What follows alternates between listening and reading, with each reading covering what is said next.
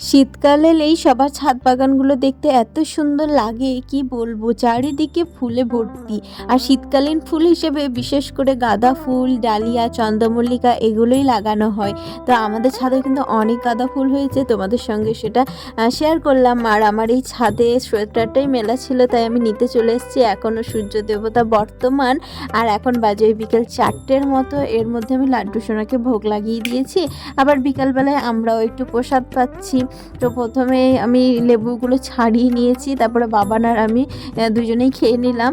তারপরে বসে গেলাম আমার নিত্যদিনের কাজ, আমার জব করতে। তো অনেক কটা জব আমার বাকি আছে, সেগুলো সব করব। তো একমালা একমালা করে আমি এগিয়ে রাখছি। তারপরে আমি এদিকে জব করছি বলে বাবানকেও কিন্তু পড়তে বসিয়ে দিয়েছি, না হলে ও সারাক্ষণ দৌড়াদৌড়ি করবে।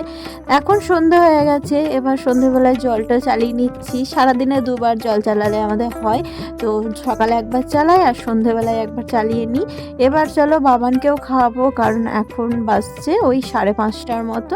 তো মামুনি গেছে উপরে সন্ধ্যা দিতে, ততক্ষণে আমি সব ঘরের জানলা দরজা যেগুলো আছে সব বন্ধ করে নিচ্ছি, তার মধ্যে হাওয়াটা আসবে না আর এর সাথে কিন্তু মশাও ঢুকবে না। তো বাবানকে এখানে আজকে আমি একটু তরকারি ছিল দিনের, সেটা দিয়েই মুড়ি মাখিয়ে দিয়েছি। বাবানের সাথে সাথে কিন্তু আমিও খেয়ে নিচ্ছি, কারণ দুপুরে খাওয়া দাওয়া আমাদের খুব তাড়াতাড়ি হয়। ওই 12টা বাজতে না বাজতেই কিন্তু আমরা খেতে বসে পড়ি, তার জন্য আমাদের একটু খিদে পেয়ে যায়।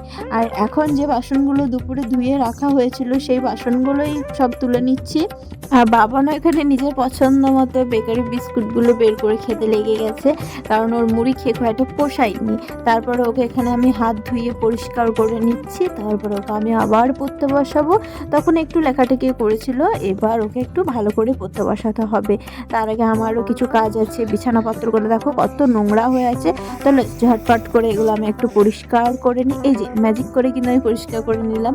না না, মোটেও একদমই ওরকম না, ম্যাজিক করে কোনো কিছুই হয় না। এটার জন্য যথেষ্ট সময় আমাকে দিতে হয়েছে, পরিশ্রমও করতে হয়েছে, তবে কিনা এইভাবে পরিষ্কার পরিচ্ছন্ন হয়েছে। আর বাবানের নখগুলো দেখো একটু বড় বড় হয়ে গেছে। আবার কালকে সোমবার, কালকে ওর স্কুল আছে, যার জন্য নখগুলো আমি কিন্তু সব পরিষ্কার পরিচ্ছন্ন করে ওকে স্কুলে পাঠাই। আর এখানে দেখো কত নাটক করছে, মনে হচ্ছে যেন ওর আঙুলটা আমি কেটেই ফেলে দিচ্ছি এমন ভাব করছে। আর নখগুলো কেটে কেটে কিন্তু আমি ওর বইয়ের এখানে রাখছিলাম, তারপর আমি এটা এখন ফেলে দেবো। ঘড়িতে এখন বাজে ওই 8:30টার মতো। বাবানের পড়াশোনা কমপ্লিট হয়ে গেছে, আমারও যা কাজ ছিল সব কমপ্লিট হয়ে গেছে।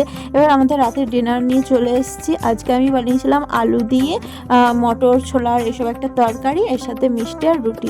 তো চলো আজকের মতো টাটা, রাধে রাধে, সবাই ভালো থেকো।